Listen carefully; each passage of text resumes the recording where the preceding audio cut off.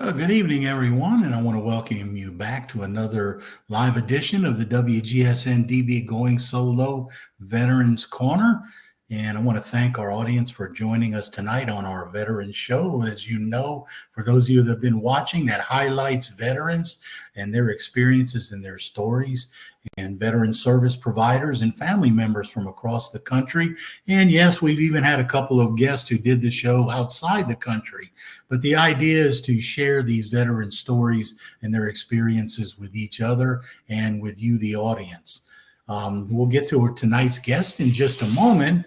But before I do, I want to make sure that we, as always, thank our two wonderful sponsors. Of course, Quest Jewelers from Merrifield, Virginia.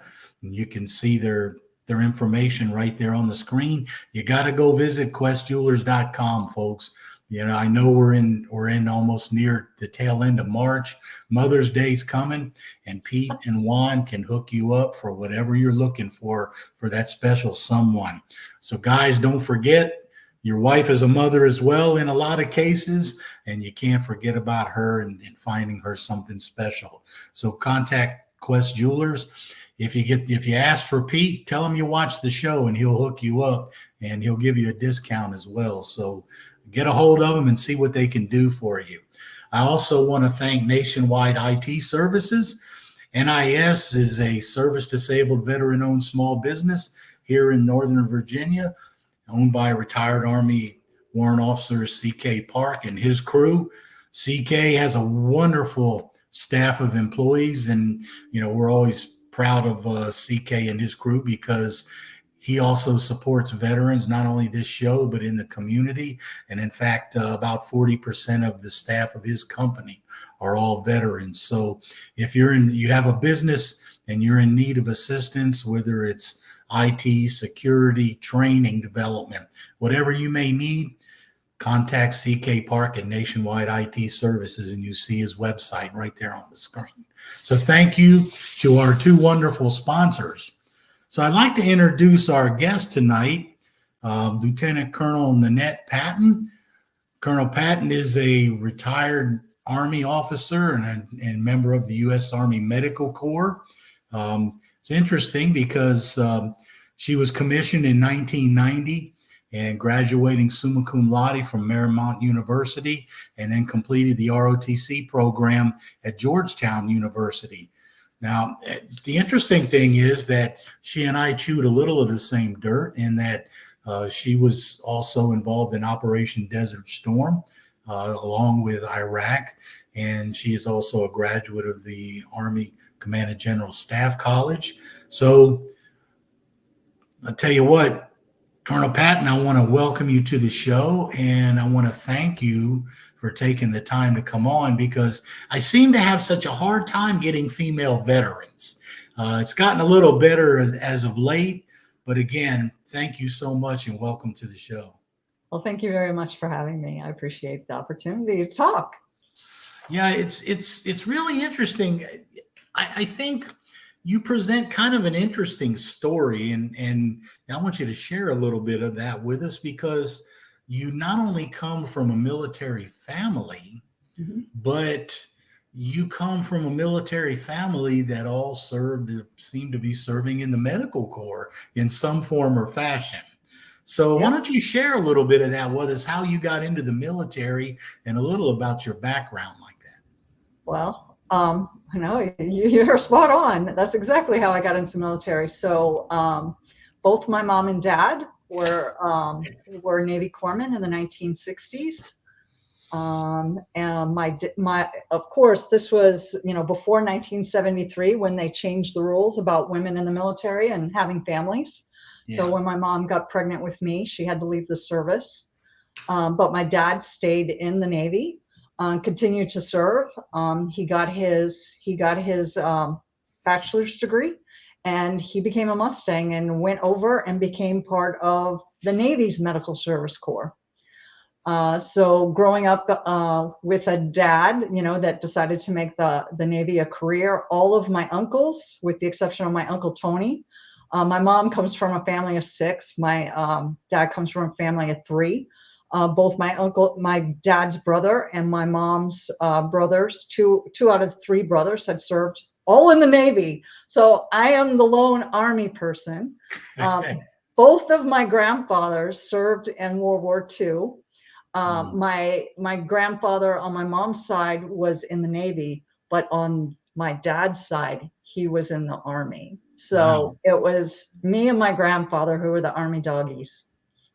Yeah, so you've had a full family of veterans all the way back, Yeah. at least to your grandparents. It was always something that I was very proud of. I mean, I thought, little girls tend to idolize their father. And I was definitely a daddy's girl. And I thought my dad always looked so handsome in his uniform, whether it was his summer whites or his dress blues, whatever, it didn't matter. My dad always looked so good and strapped in his uniform. And, I just idolized that when I was growing up. And, this was my mom. I keep this picture around. This is my mom. It was in the 1970s, you got to think about what was going on in the 1970s with the women's lib movement. So when I started going through the family photo albums, and my dad had a special photo album for military, and I came across this picture of my mother. I was about, I don't know, it's about 5 or 6. I didn't realize that my mom had been in the military. So when I saw that photo, it sort of rocked my world and, started planting the seeds of what was possible for me as a little girl in the 70s, where the paradigm was changing. There were more options besides being a wife and mother. I could have a career as well. So, and then my dad, I'm the oldest of 3 girls. There were no boys. My dad got so excited when in 1976, they opened the service academies to women.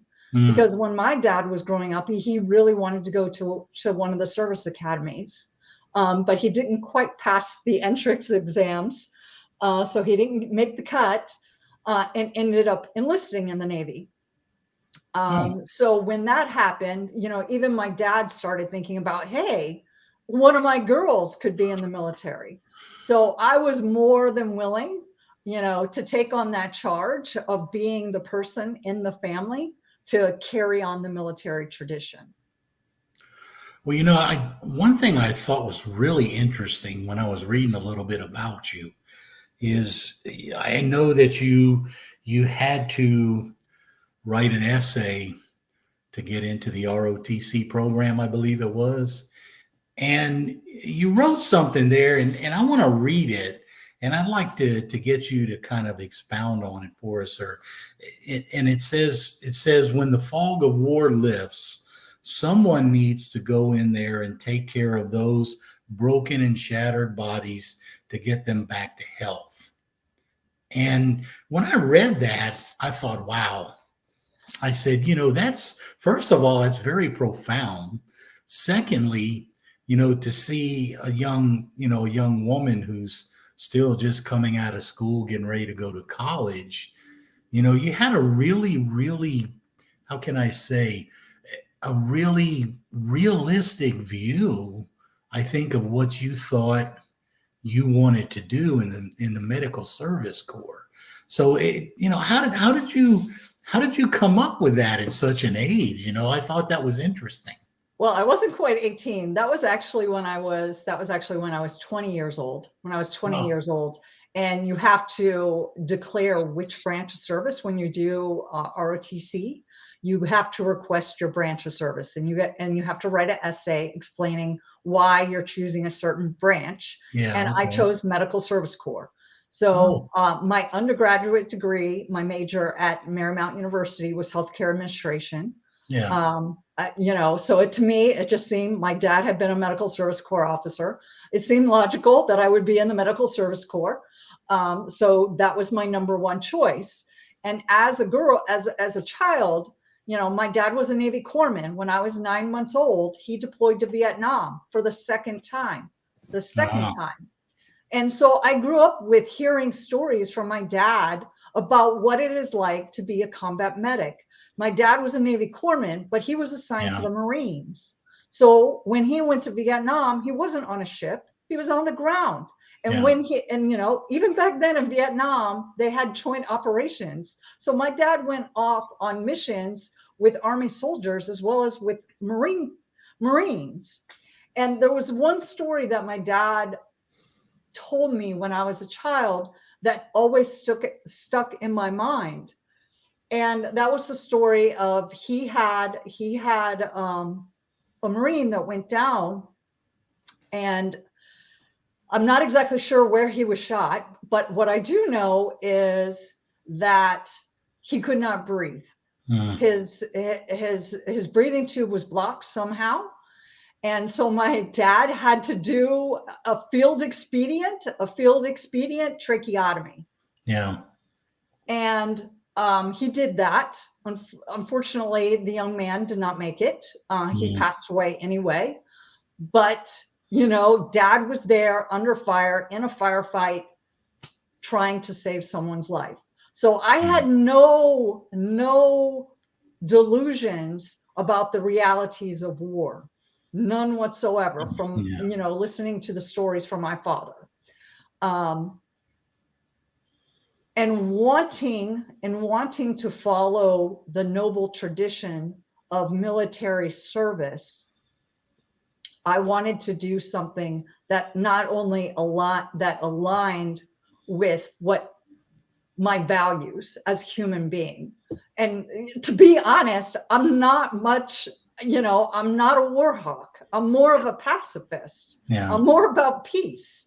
But sometimes in the world stage, you have to stand up to bullies. Yeah. And war sometimes is inevitable. And so in that inevitability, someone has to be there. Someone has to be there to take care of the fallen. And so that's where I aligned myself in both serving in the military, but yet not compromising my values as a human being. I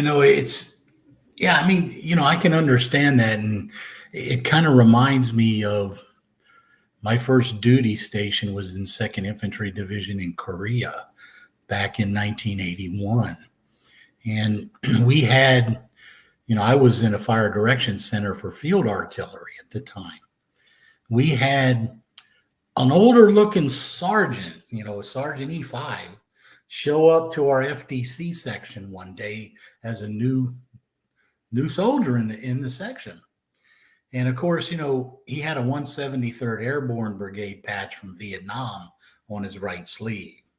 So, we all knew at least enough, even as youngsters to the Army, that this guy had been in Vietnam and that was his combat patch. So as I got to know him, he actually spent 2 tours in Vietnam.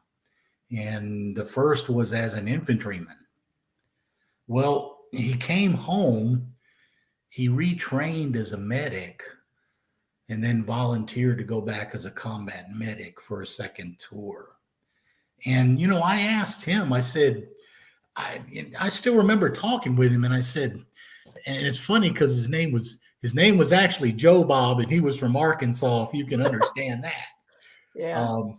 And, of course, we teased him about that. But, I asked him, I said, Joe Bob, I said, man, what possessed you to retrain and volunteer to go back as a combat medic after what you had experienced as a grunt? And his answer was in a way, it was similar to what you were talking about. He knew what was needed. And having been there, and you learned about some of the experience from your father, he had learned them and seen them firsthand. He knew what was needed. He knew what was expected, and felt like he was the person that wanted to help.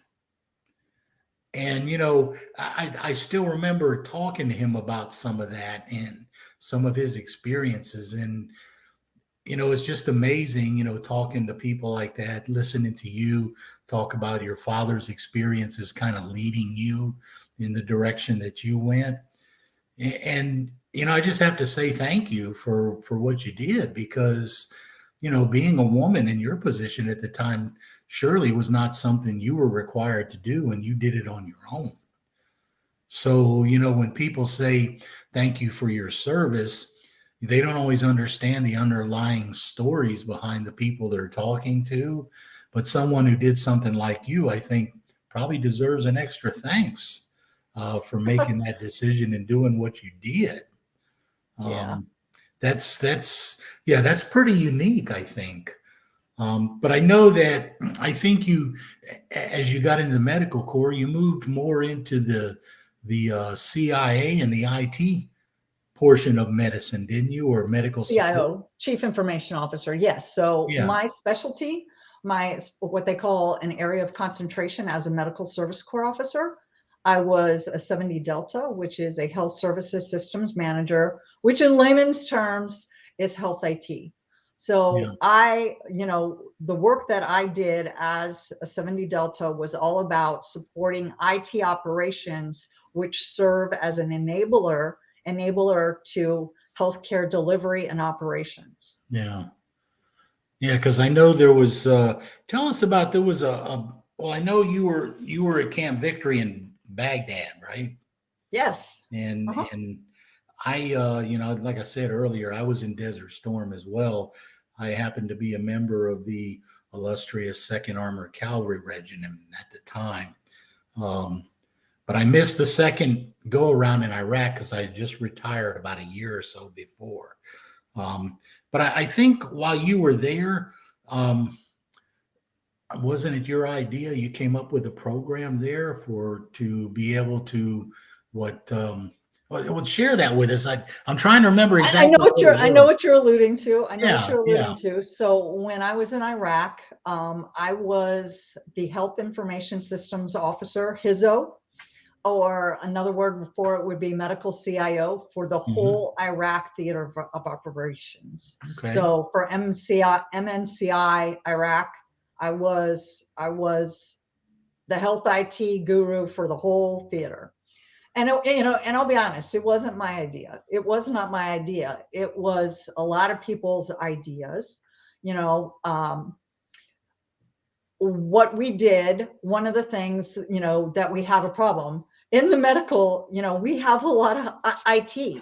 We have a lot of IT, but within um, the deployed environment, there are a lot of people who want bandwidth. And so Yeah. we were competing for bandwidth. Hmm. Um, And so we were looking for a way for the medical units to have more bandwidth in order to pass medical data that is critical in what we call the golden hour. Um, so what we did is we had VSATs,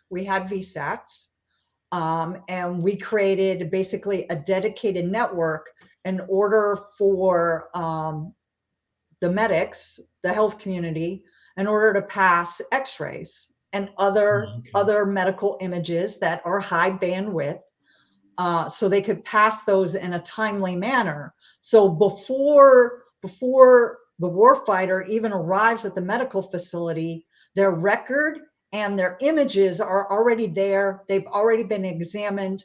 The physician, the healthcare team, they know what they have to do when the warfighter comes through the door. So when I got back from Iraq, my next assignment was the deputy CIO for the MedCom, and I was the deputy CIO for theater medical systems.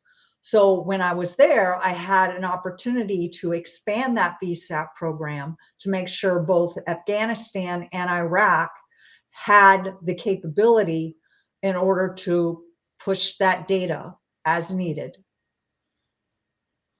Yeah, and if I'm not mistaken, you guys won an award for That that we initiative, did. didn't you?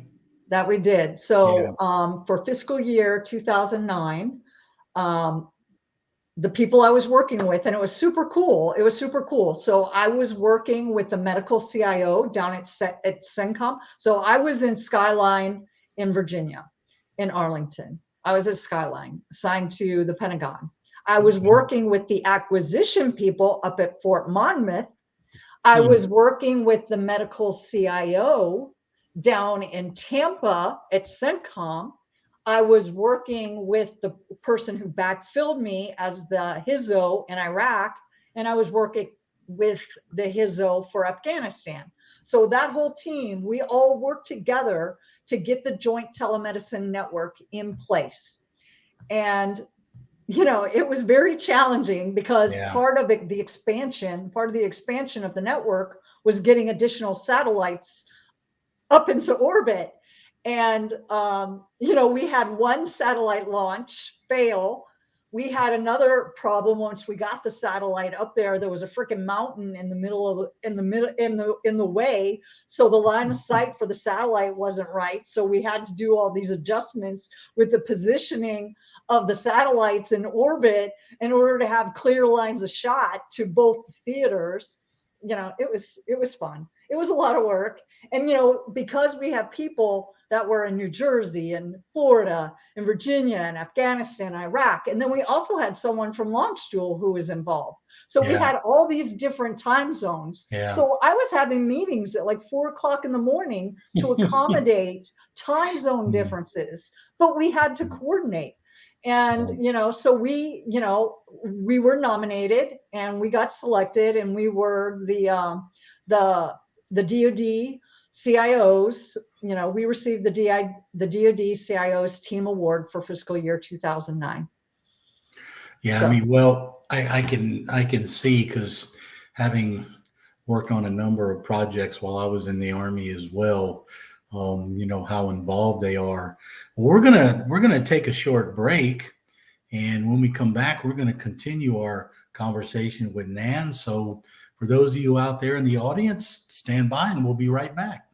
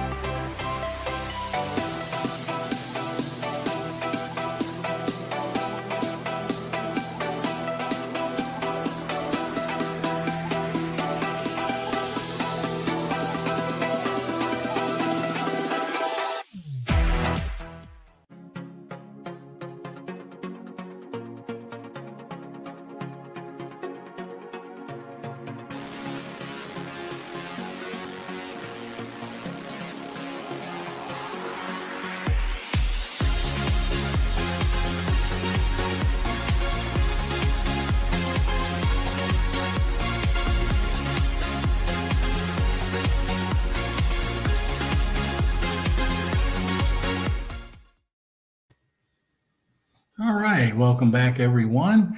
And you have been listening to the WGSN-DB Going Solo Veterans Corner. And our guest tonight has been retired Army Lieutenant Colonel Nanette Patton. And Nan's been sharing some of those military experiences with us. And Nan, I happen to notice on your nameplate there it says "Soldier for Life." Mm-hmm. How did you come up with that? Well, I didn't come up with that. It's an Army program. Okay. Well, see, I've Army been. program, and When did they come it's about? more that, I just, because of the nature of my work and what I do, transitioning, it's all about people transitioning. It's for people transitioning from the Army. They have that program out there, and that's how you stay connected to your military community. So, like on my LinkedIn, whenever I post things that are military related, I'll put that tag "Soldier for Life." To me, it's just a way of staying connected to my roots of, being a soldier. You can take a girl out of the Army, but you can't take the Army out of the girl. Well, you know what? You just taught me something new, because of course, when I retired 22 plus some odd years ago, I didn't see that, or they didn't have that I was aware of. So that's something new It's that I not just too learned. late. You can actually get one of they have these little commemorative packages, and you can actually order one. If you're a retiree, I would definitely recommend that you do it. Oh, okay. All right. Well, So no, you I'm get the glad. little Army retired pin, lapel Yeah. pin, and all that kind of stuff. Yeah, well, I did get my Army retirement pin when I retired, along with a flag and a few other things. But that was the first that I had heard of that. So you just taught the old dog a new trick here, because it's been quite a while since I retired.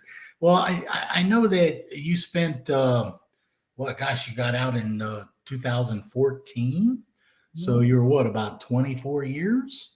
I did 24 years. Yeah, yeah, and I mean, you had a very successful career. So what was it that finally told you it was time to make that move? Was there anything in particular, or were you just ready to move on to another chapter of your life? So, they talk about, and it's funny because, throughout, people would talk about when you hit the wall, you'll know it. You'll Yeah. know it. And I did not know what they were talking about it until you hit the wall. Then you know what they're talking about. Yeah. And when I hit the wall, it was time to drop my papers. Yeah, yeah, yeah. You know what? I think the wall for me, because I did 21 years. I was a first sergeant playing frisbee football with my soldiers one morning in PT. Tore my meniscus and stuff in my knee. Had to have surgery, and that started the wall going up right there. And yeah, so once that happened, and my running days were limited and things, I think that's when my wall started going up. And several years later, I made that same decision. So I can understand that when the wall comes up, you're right. It's time to go. So you've moved now into civilian life, and I'll let you talk a little bit about that. Whatever you feel comfortable talking about. I know that you work as a senior capture manager with military health and veteran affairs projects and contracts. Is that correct? That is correct. Yeah. So can you share a little bit about that with us? Well, actually, yeah, I love it, because for me, it's really a convergence of so many different things in my life. It's part of why I love my job so much. So I work in the whole health division of the Military and Veteran Health Solutions. Okay. And so what we do in whole health, it's all about, we pursue contracts that are associated with human performance optimization. So it's, there are 8 components of fitness. They're interrelated. They're synergistic in nature. And in order to optimize human performance, you have to tweak each one of those elements of fitness. Yeah. So in the opportunities that I pursue, I like to say that they're at the intersection of readiness, human resources, HR, and health. In the old days, when you talked about helping people thrive in their job, it was, you usually talked about coaching, you talked about mentorship, you talked about employee assistance programs. Yeah. Technology is changing, and we have learned so much about how the human body works, and exercise physiology. All of that science has progressed so much over, the last 20, 30 years. In addition, technology has changed so much over the last 20, 30 years. So, as technology evolves, as our understanding, the medical R&D understanding of how these different components of fitness work together, we better understand that. There's huge opportunity to do exciting things. So the opportunities that I pursue, they include things like non-medical counseling. So you got the traditional HR things that we talked about, helping people transition from the military. Mm-hmm. The VA has a contract that is associated with that. The VA has contracts associated with helping veterans stand up businesses. The VA has programs that are associated with, hey, you want to improve your fitness, you want to lose weight. They have programs associated with that. Those programs have to be staffed with people. Yeah. They have programs in the Army now to where they have athletic trainers and strength and conditioning coaches and cognitive enhancement specialists. There are all these different kinds of professional services that are aimed at helping people be their best, both physically, mentally, and spiritually. And then when you add the layer, if you want to optimize, it's got to be data driven. So IT is associated with that. So you got to collect data. And so you have IT technology tools in order to collect data. You got wearables. So you got IT systems, you got electronic health records associated with that. You got databases, which means you got to do data mining. And then if you want to get on the far right of the technology spectrum of where we're heading in the future, then you've got really interesting things of where human and machine start merging together with exoskeletons, cyborg capabilities, all kinds of interesting things that are happening in the world of technology. So it's super exciting, the work that I do, and I just love it. And so not only was I medical service corps officer, I was also an acquisition corps officer. Yeah. And I was a board select program manager. I was lucky enough to work for the Chem Bio Defense program. Oh. And I get very excited about technology and how can we use technology in new ways to solve business problems. That's what excites me.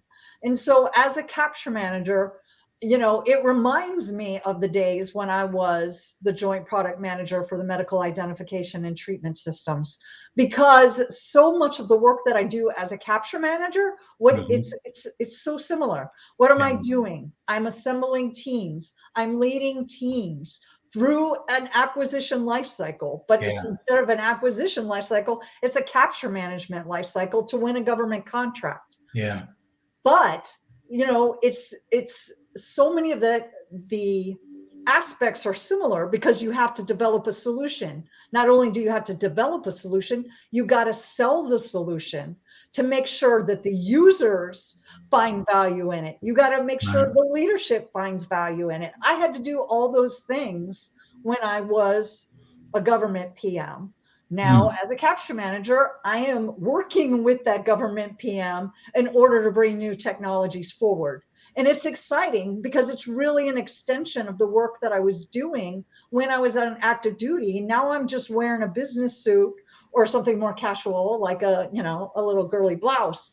Yeah. But nevertheless, I feel like I am continue to serve the military in what I do and bringing these new technologies, these new capabilities to the warfighter so they can be their best and they can thrive in everything that they do in their life. Because to me, a happy warfighter is going to be an effective warfighter. Yeah. So, it's exciting work. I love it. Well, you said something that kind of hit home for me, and people could not understand. I spent my first enlistment in a fire direction center in field artillery. And then my last 17 years in the Army, I actually spent in the chemical corps. And I loved that job. I loved it. I was also chief instructor for the regional school at Fort Benning for about 3.5 years. And people used to ask me, God, why did you go into bugs and gas? The old term. And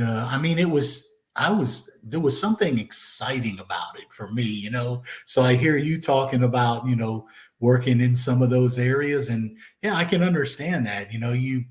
The other thing I think that really strikes me is, you have a desire to continue to serve, to continue to do things for military people, even though you're retired. And I think, I think that tends to be a trend with a lot of military veterans. I don't know. I think it comes from when we're in the military, but I hear that in you as well. That excitement about wanting to continue to do things, wanting to continue to make a difference in what you're doing now. So I think that's a really good, how can I say, and I don't want to use the cheesy term, but it's kind of like a noble cause, because one of the things I enjoy about doing this program is getting people like you on the program to share those stories and those experiences, and how you want to continue to serve, so other people can hear the message and realize that there are people still out there wanting to help our fellow veterans, especially the ones that are in really need of help. And that's one of the reasons why I like doing this show, is for that very same reason. So, I want to thank you for that, because, that strikes home to me as, another veteran we have here that just feels the need to continue to serve like you're talking about. Yeah, to me, the military, it's not just a job; it's a lifestyle. Yeah. So, in a large way, it's a calling, and because it's a calling, I think there are certain values that are associated with that calling, and that one of the values for me is that service above self. Yeah. So, and then when you're in the military, this idea, those ideas of, having a battle buddy, the ideas of esprit de corps, it's about looking out for each other. I don't think after 24 years, you'll lose that. No. At that point, it's muscle memory. And I don't think it becomes really hard to forget that you are united, and it's a small world. It's a small world, and the universe is always sending you these synchronicities that remind you how small the world actually is. Yeah. And it brings you back together, whether you're in the military and you move off and you go to the dark side like I did and work for a defense contractor, a federal contractor. But the same people who that found their way to these companies, we stick together and we continue to work together. Sometimes we're competitors, and sometimes we're teammates in pursuing bids. But the world is small, and then sometimes they're working for another company. You move to another company, then they move to that company, and paths cross again. It's cool the way it works, the way the universe brings you back together, and you walk down that memory lane, and then you turn around and start making new memories. Yeah. So it's pretty cool. Well, let me ask you this as we kind of wind down. So you told us about your military experience and some of the things you did and what you enjoy doing now. So I just want to ask you very quickly, what does Nan enjoy doing when she's not working? What do you do to relax, to have fun? Um, well, the thing, the military, the habits you learn when you're in the military, they die hard. Like I said, it's really hard to take the army out of the girl. Yeah. So I really love fitness. And Okay. before we had this meeting, I basically went on a little foot march in McAllister Park that's right next door to my house. My land nav Uh, skills are just as keen as they wow. ever were. And I Uh, worked my way through all the different trails that are in that park. I know the park. It's one of the largest greenways in San Antonio because I'm in San Antonio. It's one of the okay. biggest greenways, but I know that park like the back of my hand. I've walked Mm. every deer trail, every bike Yeah. trail, every paved trail. I know that park. Well, I tell you what, you got me beat there because I stayed pretty active, but then as I got a little older, um, my feet, my knees started going. And after having surgery and having staples put in my foot, two knee Ow. replacements, and some other stuff, I'm kind of relegated to the spinning bike and a few other things at this point. So I'm sure I remember my land nav skills, but I haven't practiced them in quite a long time. I can tell you that. Well, Nan, before we go though, I do want to ask you one last question and wonder if you would share with our audience if there was one thought that you could leave us with, what would it be? Well, primarily that life is short. Life is really short. When you're in the military, it's intense. Like I said, it's not Yeah. just a job, it's a lifestyle. And, mission first, people always, um, but it demands a lot of you. It's an Yeah. up or out scenario. So you're constantly striving professionally in order to keep your career alive. Hmm. Um, and sometimes relationships suffer along the way. I know that happened in my military career. It's hard. It's a hard lifestyle, and it's not suitable. Not everyone is suited for that lifestyle. Um, but what changes when you leave the service is, the army moves you, and you have to adjust. You have to adjust to the job they give you, whether or not it fell into your top three choices. Yeah. You don't get to pick the people you work with. They're there. You wait till each other rotates out. But you're thrown together whether you like it or not. You don't get to exercise a lot of free will. Yeah. So when you leave the service, you have a lot more opportunity to maneuver. And part of that, I think, is going back and making amends. Because sometimes, there's collateral damage in your personal life when you're in the military. Yeah. So going back and making amends. And as you go forward, you have this opportunity to reprioritize how you make decisions with whether you decide, okay, I did my 20, 25 years, 30 years. I'm not going to work anymore. I'm Yeah. not going to work anymore. Or you want to have a second career, or you want to go into a very new direction and do something totally different. No matter what you decide to do, you have more flexibility to listen to your heart and follow your passions. And the other thing that I would remind people is when you're in the military, you learn leadership skills that Hmm. the average civilian does not. Yeah. And, you asked about what I do on my personal time. One of the things that I do on my personal time is Lions Club International. It's the world's largest civic organization and has 1.4 million members around the world, but it's community based. So I am a member of the Windcrest Lions, which is a small community, is a city within the city of San Antonio. And it doesn't matter if you're talking about Lions Club, if you're talking about Rotary, if you're talking about the Elks, if you're talking about the Veterans of Foreign Wars, the American Legion, all of these different organizations do things for their community.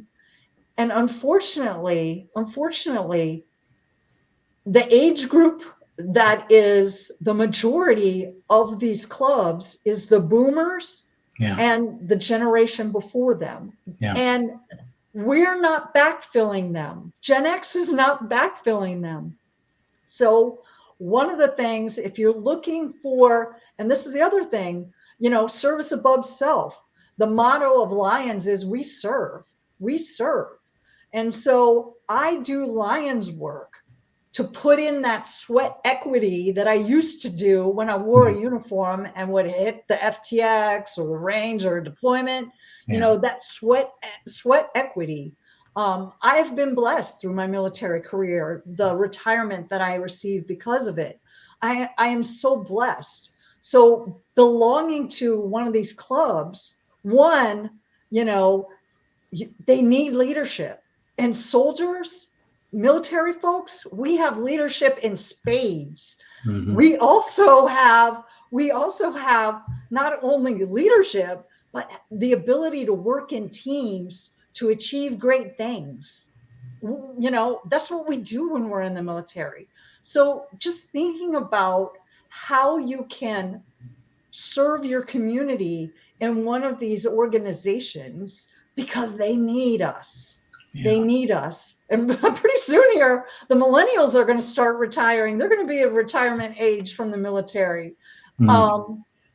But, us Gen Xers for sure, we really need to think about, how can we join these organizations, dedicate not just writing a check, but our actually time and energy and focus, our attention in order to further the goals of these things. And then you can, align them to whatever your values are as a human being. For me, Lions Club, it's vision. Their service platform is vision, pediatric cancer, environmental hunger, disaster recovery, environmental protection, and diabetes. So it's so easy for me as a former medical service corps officer to get behind that service platform. And given what I do in whole health and human performance, all of those things, if things are off in those things, you're not going to be thriving. So, I love the service platform of Lions, and that's what works for me. But I urge everyone to go and look at different organizations and see where you can offer up your skills that you received in the military and give something back to the community. Okay. Yeah, that's a good point. I want to thank you for that because, we don't always think about that extra step of service. So thank you. And Nan, I also want to thank you again for taking the time to come on the show and sharing your experiences and your thoughts with us and the other veterans. And, again, I'm so happy to have some more female veterans on the show. So thank you very much for coming on and joining us. Sure. Maybe I can hook you up with some more. Oh yeah. I'm always happy to. So if you have that opportunity, please get in touch with me and let me know. I would definitely appreciate it. I have several women in mind that would, I think, make fantastic guests. Okay, great. And we can mix it up with the other services too. Well, I look forward to hearing from you then. Definitely. All right. Awesome. All right. For those of you in our audience out there, I want to give a shout out this evening to one of our listeners, Jacob in Texas. And Jacob actually recommended that we share this information with the listeners on our show, the mesothelioma VA claims guide. And there you can see the link for it there. So I recommend take a look at it. I went and looked at it, and it's actually pretty good. It's got a lot of good information in it. So again, another resource there. We will post this up on our website with the studio on my webpage for the show under resources. So if you want to go back and take a look at it there, you can. And again, thank you, Jacob, for sending that to us. I'm sitting here thinking now, and I'm losing my train of thought, but I want to thank all of our audience for joining us this evening, and especially you veterans out there. Again, we want to thank you for all of your service, and thank you for joining us on the show tonight, the WGSN-DB Going Solo Network, and hopefully you will take a look at the goingsolomedia.com website for more shows and more information. And we hope to see you on our next live show. And thank you.